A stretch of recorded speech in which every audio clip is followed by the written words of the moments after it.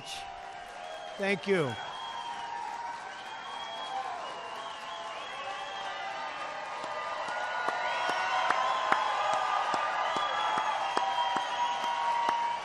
Thank you very much. It's so nice, and we appreciate it, and all of the people outside that were waving proudly the American flag. Believe me, we appreciate it very much. I want to thank Jerry Cook, Steve Burney, and all of the tremendous employees here at the Lauren Cook Company for hosting us today. Where is Jerry? Where is Jerry? Thank you. Thank you, Jerry. What a job. I've heard so much about you. It's a great honor to know you, Jerry. Thank you. I also want to welcome the many distinguished guests who are here with us for this very important event. Secretary of the Treasury, Steve Mnuchin. Thank you, Steve. Secretary of Commerce, Wilbur Ross. Small Business Administrator, which, by the way, is a very large business, I will tell you that, Linda McMahon, friend of mine.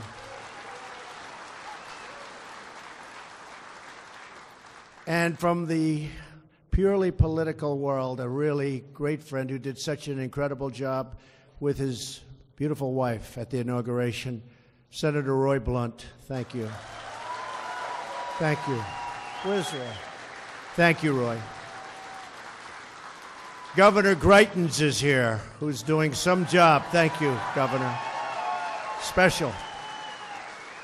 Lieutenant Governor Parson. Lieutenant Governor. Thank you, Lieutenant Governor. And our great members of Commerce, I want to thank you all for coming. There's so many. I was asking the governor and Roy, I said, do you think I should announce them all? I have so many. But I'm honored that they're here. Representative Sam Graves. Representative Vicky Hartzler. It's been terrific. My friend for a long time and just somebody that he liked me from the beginning and I liked him, Billy Long. Where's Billy? Billy. Right, Billy? Right from the beginning. Blaine Lutkemeyer. Where's Blaine? Good. Thank you, Blaine. Representative Jason Smith. Jason, thank you for everything, Jason. Representative Ann Wagner. Hi, Ann. Good job, Ann. And, I don't know, we have so many more. Anybody I forgot? Right? Everything okay? Good, I got it. You I remember more than anybody. Thank you all very much. I appreciate it. And to the congressmen, congresswomen, we very much appreciate you all being here. Thank you very much. Before we begin, I'd like to take a few moments to discuss the deeply tragic situation in Texas and Louisiana. As we all know, our Gulf Coast was hit over the weekend with a devastating hurricane of historic proportion. Torrential rains and terrible flooding continue to pose a grave danger to life and to property. Our first responders have been doing absolutely heroic work to shepherd people out of harm's way, and their courage and devotion has saved countless lives. They represent truly the very best of America.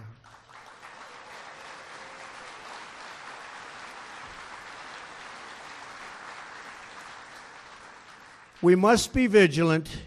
We must protect the lives of our people. I was on the ground in Texas yesterday to meet with Governor Abbott, who is doing, by the way, an incredible job, and local officials so that we could coordinate the very big and unprecedented federal response. In difficult times such as these, we see the true character of the American people, their strength, their love, and their resolve. We see friend helping friend, neighbor helping neighbor, and stranger helping stranger. And together, we will endure and we will overcome.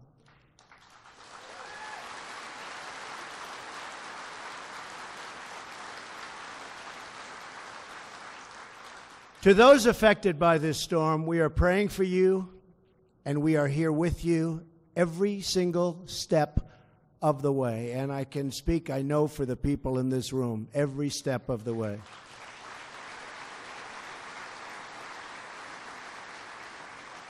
To those Americans who have lost loved ones, all of America is grieving with you, and our hearts are joined with yours forever. The citizens of Texas and the Gulf Coast need all the prayers, support, and resources our communities have to offer. Recovery will be tough, but I have seen the resilience of the American spirit firsthand all over this country. To the people of Houston and across Texas and Louisiana, we are here with you today. We are with you tomorrow, and we will be with you every single day after to restore, recover, and rebuild. Our thoughts and prayers remain firmly with the citizens and our fellow people, great people, all affected by this tragedy. We're also glad to be back in the heartland with the very, very fine folks of Missouri.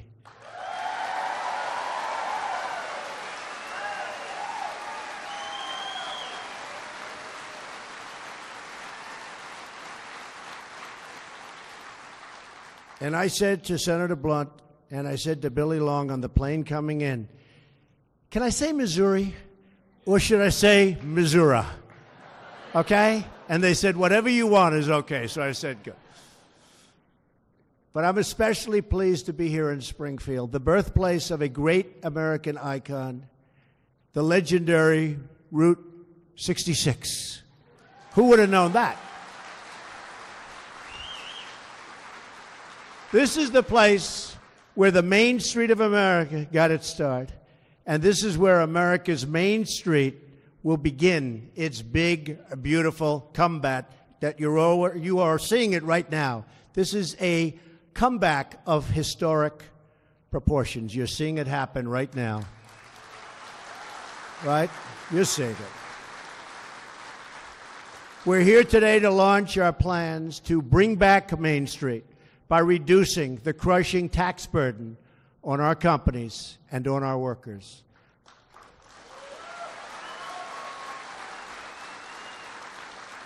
Our self-destructive tax code cost Americans millions and millions of jobs, trillions of dollars, and billions of hours spent on compliance and paperwork. And you have seen what's happening with regulations. They're going fast. We need regulations, but many of them are unnecessary, and they are going fast.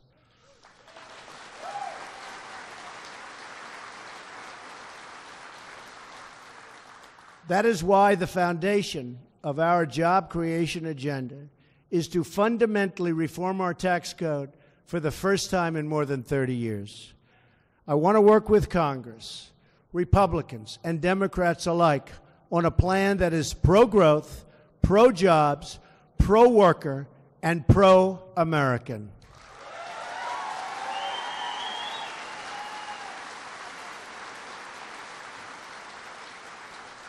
There is no more fitting place to launch this effort than right here in the American heartland, surrounded by hardworking men and women whose skill, determination, and drive are truly second to none.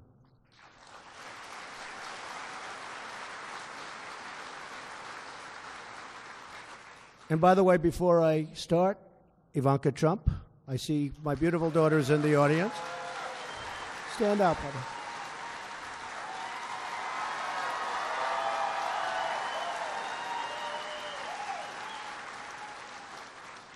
She's working very hard. I'm very proud of Ivanka. For many decades, Route 66 captured the American spirit. The communities along this historic route were a vivid symbol of America's booming industry. Truck drivers hauled made-in-America goods along this vital artery of commerce. Families passed through bustling towns on their way to explore the great American West, and high-quality manufacturing jobs lifted up communities. gave Americans a paycheck that could support a family. Mr. Cook is a great example of the people that do it. Yeah. Stand up, Mr. Stand up. Yeah.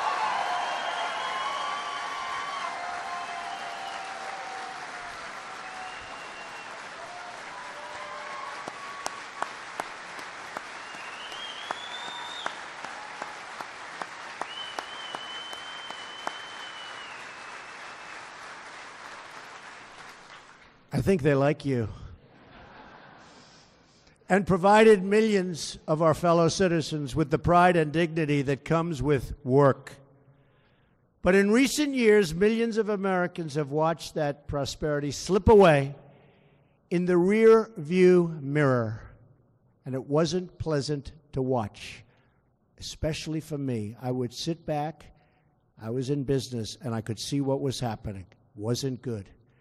If we want to renew our prosperity and to restore opportunity, then we must reduce the tax burden on our companies and on our workers.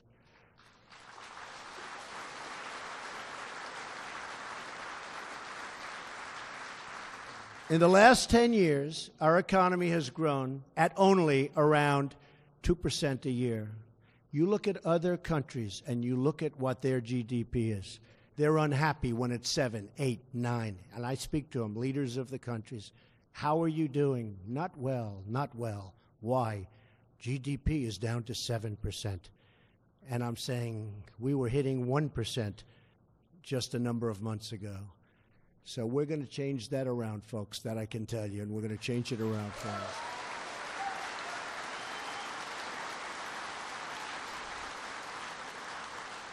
And today, a very appropriate day that this should happen, we just announced that we hit 3% in GDP. It just came out.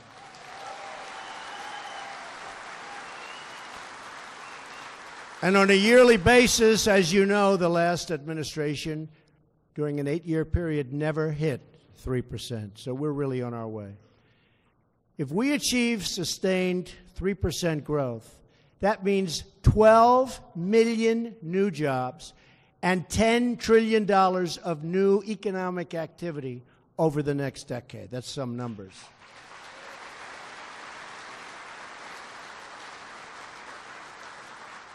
And I happen to be one that thinks we can go much higher than 3%. There's no reason why we shouldn't.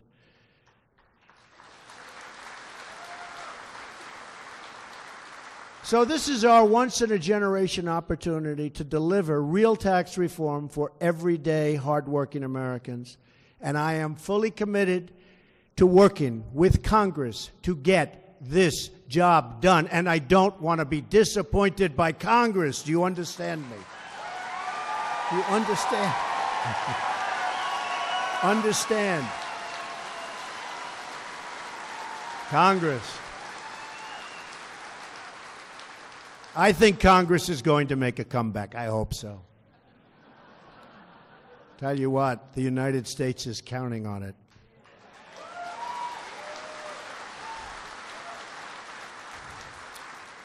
Here are my 4 principles for tax reform. First, we need a tax code that is simple, fair, and easy to understand. That means getting rid of the loopholes and complexity that primarily benefit the wealthiest Americans and special interests. Our last major tax rewrite was 31 years ago. It eliminated dozens of loopholes and special interest tax breaks, reduced the number of tax brackets from 15 to 2, and lowered tax rates for both individuals and businesses. At the time, it was really something special. Since then, our tax laws have tripled in size, and the tax code itself now spans more than 2,600 pages, and most of it is not understandable. Tax rates have increased, and special interest loopholes have crept back into the system. The tax code is now a massive source of complexity and frustration for tens of millions of Americans. In 1935, the basic 1040 form that most people file had 2 simple pages of instruction. Today, that basic form has 100 pages of instructions, and it's pretty complex stuff. The tax code is so complicated that more than 90% of Americans need professional help to do their own taxes. This enormous complexity is very unfair. It disadvantages ordinary Americans who don't have an army of accountants while benefiting deep-pocketed special interests. And most importantly, this is wrong. First and foremost, thank you. First and foremost, our tax system should benefit loyal, hardworking Americans and their families.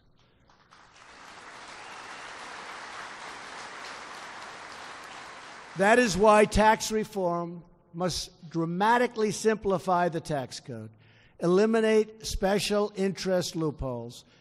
And I'm speaking against myself when I do this, I have to tell you. And I might be speaking against Mr. Cook, and we're both okay with it. Is that right? It's crazy. We're speaking, maybe we shouldn't be doing this, you know? But we're doing the right thing.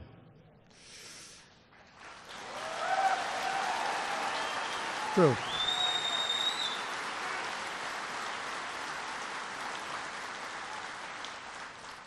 And allow the vast majority of our citizens to file their taxes on a single simple page without having to hire an accountant. Second, we need a competitive tax code that creates more jobs and higher wages for Americans. It's time to give American workers the pay raise that they've been looking for many, many years.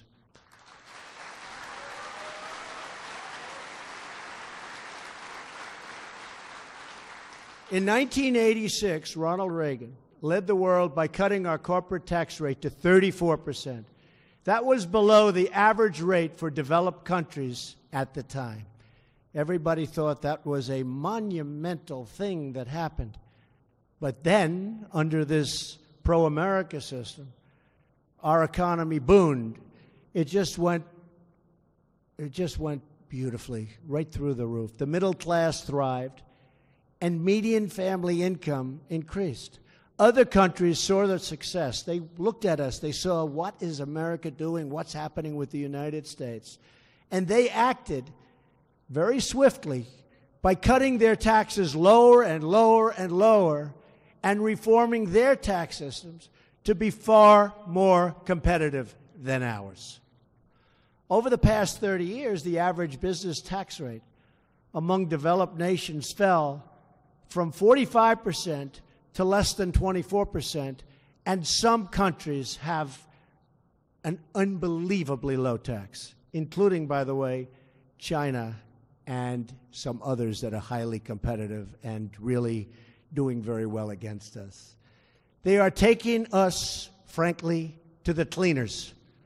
So we have no choice. We must lower our taxes. And your senator, Claire McCaskill, she must do this for you, and if she doesn't do it for you, you have to vote her out of office.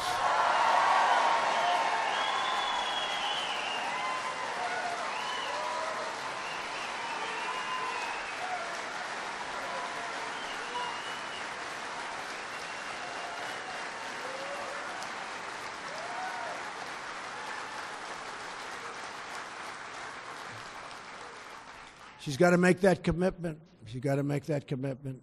If she doesn't do it, just can't do this anymore with the obstruction and the obstructionists. If we don't get tax cuts and reform approved, potentially the biggest ever, we're looking for the biggest ever, jobs in our country cannot take off the way they should. And it could be much worse than that. But at a minimum, they won't take off the way they should. The Dems are looking to obstruct tax cuts and tax reform, just like they obstructed so many other things, including administration appointments and health care. Not one vote. We got not one vote to try and fix health care and get rid of Obamacare. The strategy of our economic rivals has worked. They made their taxes lower, and far lower in many cases than ours, and jobs left our country. Large corporations changed their business models by exporting jobs to other countries and then shipping their goods back to the United States, where they'd make massive profits and they wouldn't be paying tax to us either. So we lost the jobs, we lost the taxes, they closed the buildings, they closed the plants and factories. We got nothing but unemployment. We got nothing. Other businesses, even classic American brands, switched their headquarters to foreign countries. Because of this and other reasons, like weak borders, America remains stuck in the past. Although I have to tell you, we have General Kelly here today, and we stopped 78% going up to 80% on the border traffic coming through in just a short period of time.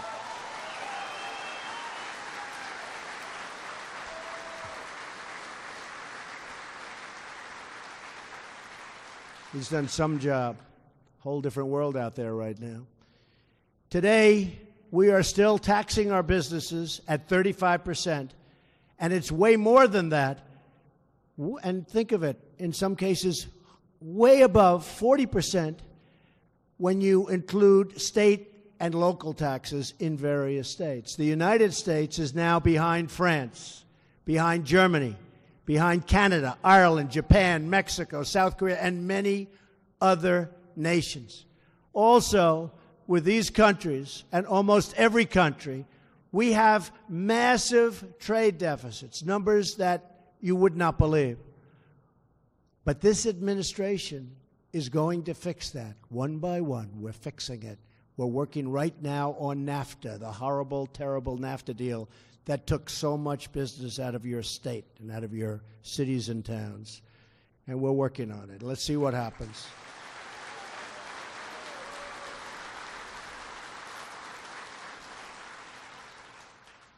Mexico is not happy. But as I told them, you made a lot of money for a lot of years and everybody left you alone. We got to change this deal, and hopefully we can renegotiate it. But if we can't, we'll terminate it and we'll start all over again with a real deal.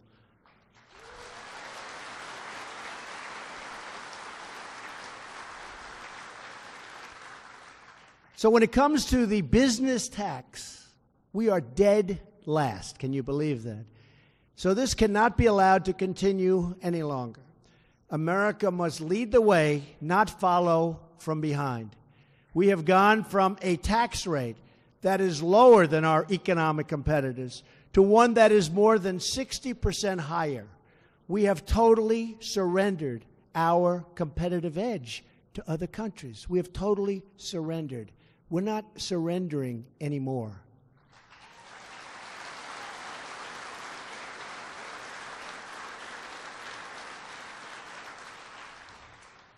Ideally, and I say this for our Secretary of the Treasury, we would like to bring our business tax rate down to 15%, which would make our tax rate lower than most countries, but still by no means the lowest, unfortunately, in the world. But it would make us highly competitive. In other words, foreign companies have more than a 60% tax advantage over American companies. They can pay their workers more, sell their products and services at lower cost, and still make more money than their U.S. competitors. We cannot restore our wealth if we continue to put our businesses at such a tremendous disadvantage. We must reduce the tax rate on American businesses so they keep jobs in America, create jobs in America, and compete for workers right here in America, the America we love.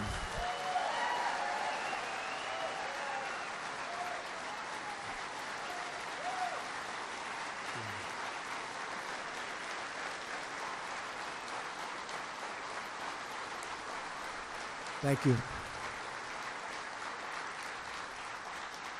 Thank you very much. Because when businesses compete for labor, your wages will go up. Lower taxes on American business means higher wages for American workers, and it means more products made right here in the USA.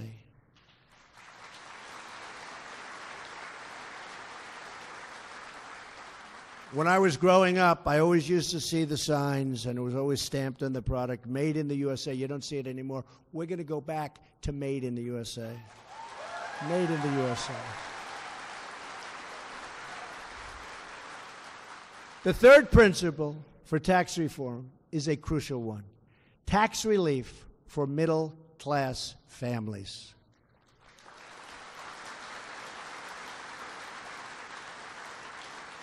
In a way, and I've been saying this for a long time, they've been sort of the forgotten people. But they're not forgotten any longer, I can tell you that. We will lower taxes for middle-income Americans so they can keep more of their hard-earned paychecks, and they can do lots of things with those paychecks. And that really means buying product ideally made in this country, but that means they'll go out and they'll spend their money, and it will be a beautiful thing to watch. This includes helping parents afford child care and the cost of raising a family.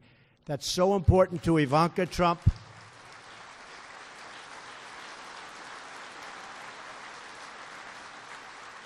Very, very important to everybody in this room, but so important to my daughter. It's one of her real big beliefs, and she's very committed to that. Right, Ivanka?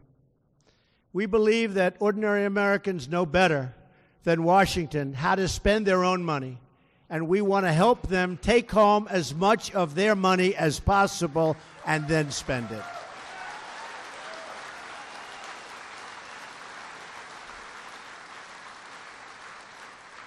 So they'll keep their money, they'll spend their money, they'll buy our product, our factories will be moving again, companies are going to move back into our country, jobs are going to prosper, and our country is going to be just like it says on that beautiful red hat.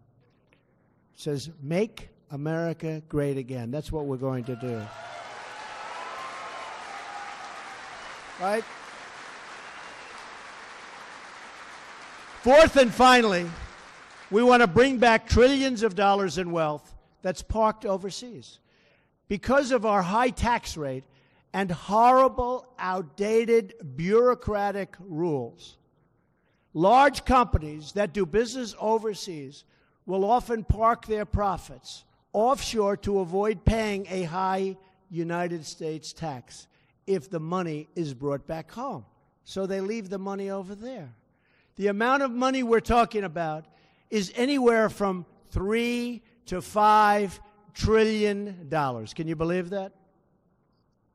By making it less punitive for companies to bring back this money, and by making the process far less bureaucratic and difficult, we can return trillions and trillions of dollars to our economy and spur billions of dollars in new investments in our struggling communities and throughout our nation.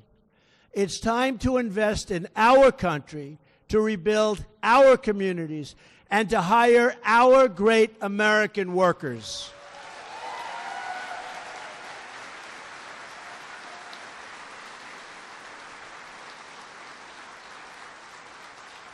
My administration is embracing a new economic model. It's called, very simply, the American model. Under this system, we will encourage companies to hire and grow in America, to raise wages for American workers, and to help rebuild our American cities and communities.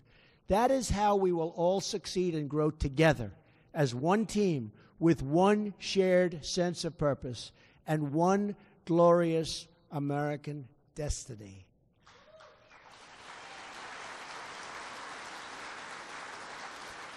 So today I'm calling on all members of Congress, Democrat, Republican, and Independent, to support pro-American tax reform. They have to do it. It's time. They have to do it. It is time. I'm calling on Congress to provide a level playing field for our workers and our companies, to attract new companies and businesses to our shores, and to put more money into the pockets of everyday hardworking people and also into the pockets of our companies so they can continue to grow and expand.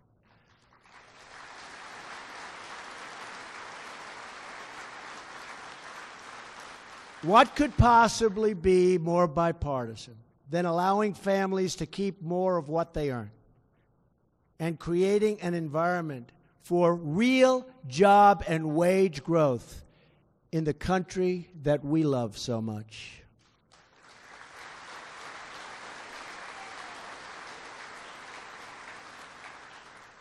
So let's put, or at least try to put, the partisan posturing behind us and come together as Americans to create the 21st century tax code that our people deserve.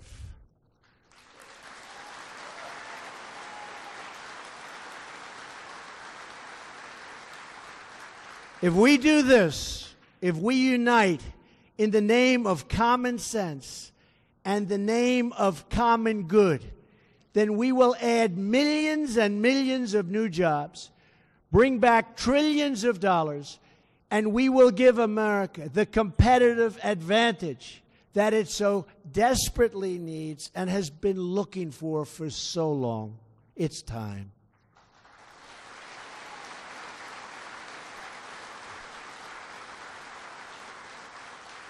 Products made with American hands, American labor, and American grit will once again be delivered throughout the world. That's true. True. It's time. Instead of exporting our jobs, we will export our goods.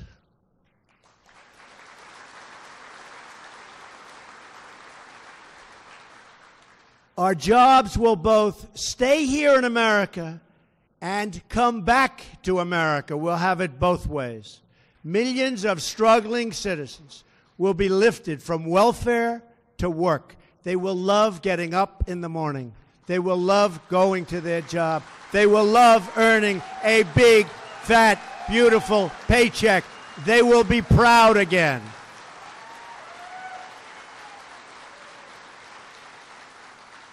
That is the future I want for our people. That is the future I want for America, a nation where we are proud, prosperous, united, and free.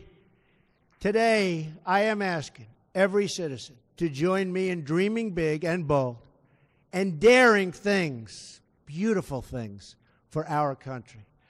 I am asking every member of Congress, of which we have many with us today, to join me in unleashing America's full potential. I am asking everyone in this room and across the nation to join me in demanding nothing but the best for our nation and for our people. And if we do these things, and if we care for and support each other and love each other, then we will truly make America great again. Thank you. God bless you. God bless you, everybody. Thank you. Thank you very much. Governor, thank you. Thank you, Governor. Thank you, Senator. Thank you. Thank you, everybody. Thank you. Thank you.